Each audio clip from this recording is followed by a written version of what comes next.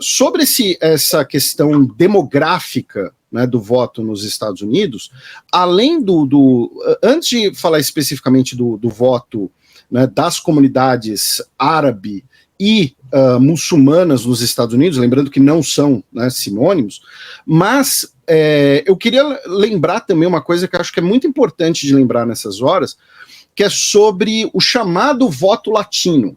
Né? Muitas vezes se fala de voto latino, porém, voto latino é uma imprecisão. Né?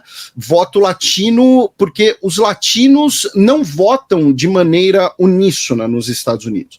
Né? Você tem populações, você tem comunidades, melhor dizendo, que costumam votar mais para os democratas, como descendentes de mexicanos e porto-riquenhos, porque normalmente são pessoas com nacionalidade, são pessoas descendentes de cidadãos que então votam pensando em pautas normalmente ligadas a bem-estar social.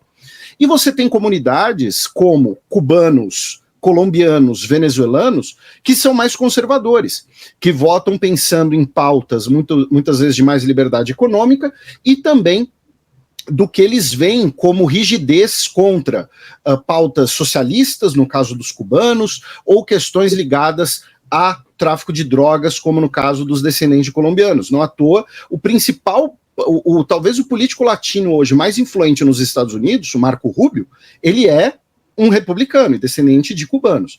E coisa parecida ocorre no eleitorado descendente de árabes e no eleitorado descendente de muçulmanos. Embora muitos deles, especialmente os mais jovens, tenham se distanciado, né, tenham criticado a campanha da Kamala Harris devido a questões como o apoio irrestrito do governo, a qual ela é vice-presidente, né, o apoio irrestrito desse governo a Israel, e também uma questão que é a percepção dos problemas econômicos do país. Então, para esse eleitorado, os Estados Unidos estão passando por inflação, estão numa crise econômica, mas mesmo assim, na cabeça deles, tem dinheiro para Israel, quando deveria ter dinheiro para o serviço público de saúde, por exemplo. Só que nós também temos uma fatia considerável desse eleitorado árabe e desse eleitorado muçulmano que são conservadores, que podem não necessariamente votar no Donald Trump pensando em questões como, né, o que chamaram de Muslim ban nos Estados Unidos, mas também pensando que não vão votar na Kamala Harris devido a questões, por exemplo, como o aborto de gestação. Então, o eleitorado árabe estadunidense, o eleitorado muçulmano do país, também não é eleitorado monolítico.